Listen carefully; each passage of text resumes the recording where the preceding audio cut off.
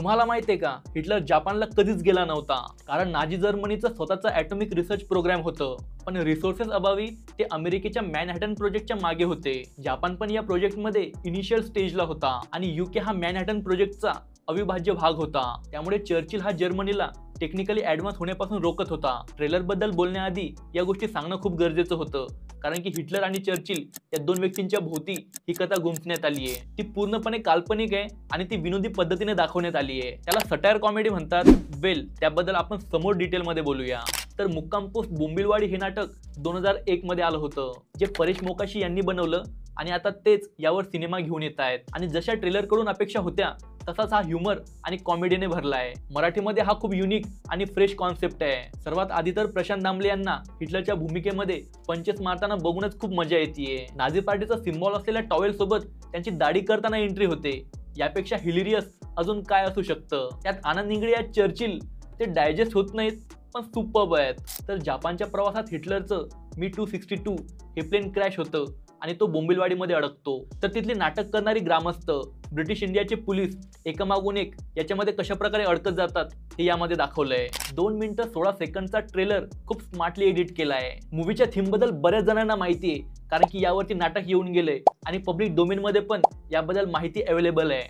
पण ते सिनेमॅटिक वे मध्ये दाखवण्याची पद्धत, डायलॉग, ह्युमर आणि कुठलीही गोष्ट जास्त रिव्हील न करता ट्रेलरमध्ये कट्स लावले गेलेत, जे ऑब्व्हियसली एक्साइटमेंट वाढवण्याचं काम करतात. एक सीन आहे ज्यात प्रशांत दामले, मनमित आणि प्रणव इंग्लिश, संस्कृत आणि कन्नड या 3 भाषांमध्ये बोलतात.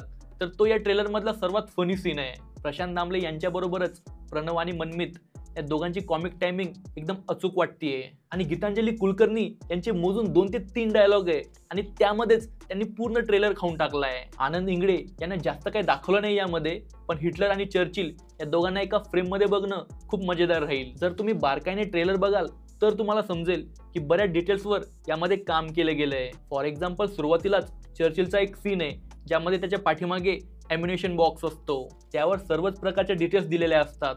720 राऊंड असलेले काडतूस ते भारतात बनलंय, त्याच्यामुळे मॅन्युफॅक्चरिंग बॅच नंबर, त्याचा आकार, व्हर्जन ऑफ पॅकेजिंग, त्याचं वजन, यावरूनच समजतं की खूप छोट्या छोट्या गोष्टींवर यामध्ये प्रामाणिकपणे काम केलं गेलंय. ओव्हरऑल ट्रेलर खूप एंगेजिंग आहे.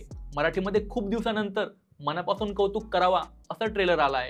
एका क्षणाला मला असं वाटलं की हिटलर, जो इतिहासामधला सर्वात क्रूर शासक आहे, त्याला कॉमिक वे मध्ये दाखवणं बरोबर राहणार की नाही. तर मेकर्सने आधीच क्लिअर केलंय की हा सिनेमा फक्त करमणुकीसाठी बनवला गेला आहे. यामध्ये तेव्हाच्या अनफॉर्च्युनेट इव्हेंटला टच नाही केलंय. ऐतिहासिक घटना किंवा आकृत्यांचे चित्रण करण्यासाठी व्यंग वापरणे हा सर्जनशील अभिव्यक्तीचा एक प्रकार आहे, ज्याला सटायर कॉमेडी म्हणतात. मी एकच लाईन डबल रिपीट केली वाटतं.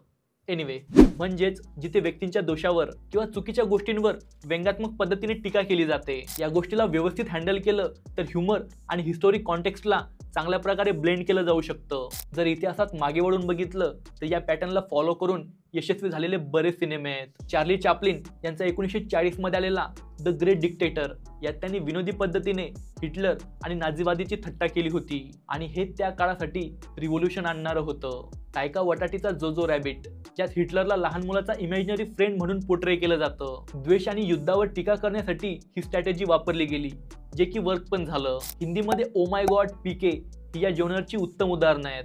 विचार करा, जर रिलिजन सारख्या सेन्सिटिव्ह टॉपिक मधील कॅरेक्टर जर नास्तिक आणि परग्रहावरील निरागस व्यक्ती नसतात तर ते इंटेन्शनली क्रिटिसाइज करतायत असं वाटलं असतं आणि त्यांना हेवी क्रिटिसिझम पण फेस करावं लागलं असतं. हरिश्चंद्राची फॅक्टरीमध्ये परेश मोकाशी यांनी दादासाहेब फाळके यांच्या स्ट्रगल आणि इन्स्पायरिंग इव्हेंटला कॉमिक वे मध्ये दाखवलं, पण ते चाललं कारण त्यांचा ह्युमर हा लोकलाइज होता आणि मराठी मातीशी जोडलेला होता. आणि हीच युनिकनेस त्याला बाकीच्या सिनेमांपेक्षा वेगळं बनवते. ही लाईन कुठेतरी ऐकल्यासारखी वाटते, हो ना? परेश मोकाशी हे नेहमीच कम्फर्ट झोनच्या बाहेर जाऊन विचार करतात आणि त्यात जमेची बाजू म्हणजे त्यांची स्टोरी टेलिंग पण ग्राउंडेड असते. आणि इंडस्ट्री कुठलीही असो, रिस्क ही नेहमीच वर्क करते. आणि इथे तर पूर्ण कथा ही महाराष्ट्राच्या भूभागावर आहे आणि त्यातल्या त्यात हा 40s मधला आहे, त्याच्यामुळे तेव्हाचं कल्चर आपल्याला इथे पण बघायला मिळणार. तसं याची मार्केटिंग रिलीजच्या 1 महिन्या आधीपासून सुरू झाली आहे. ही स्ट्रॅटेजी एकदम राईट डायरेक्शन मध्ये. 1 महिना बाकी असताना टीजर आणि 15 दिवस बाकी असताना ट्रेलर. काही जण तर रिलीजला फक्त 4 दिवस बाकी असताना ट्रेलर ड्रॉप करतात आणि वर म्हणतात की आमचा सिनेमा हा लोकांपर्यंत पोहोचलाच नाही. बाकी हा ट्रेलर आणि रिव्ह्यू तुम्हाला कसा वाटला हे मला कमेंट करून नक्कीच सांगा. या व्यतिरिक्त मी टॉप 10 अंडररेटेड मूवीजवर एक व्हिडिओ बनवलाय, ज्यामध्ये परेश मोकाशी यांचा एक सिनेमा पण आहे, जो तुम्ही इथे क्लिक करून बघू शकता. व्हिडिओ आवडला तर लाईक, शेअर आणि सबस्क्राईब करा आणि बघत रहा द मराठी शो. भेटूया आपण लवकरच. जय हिंद, वंदे मातरम.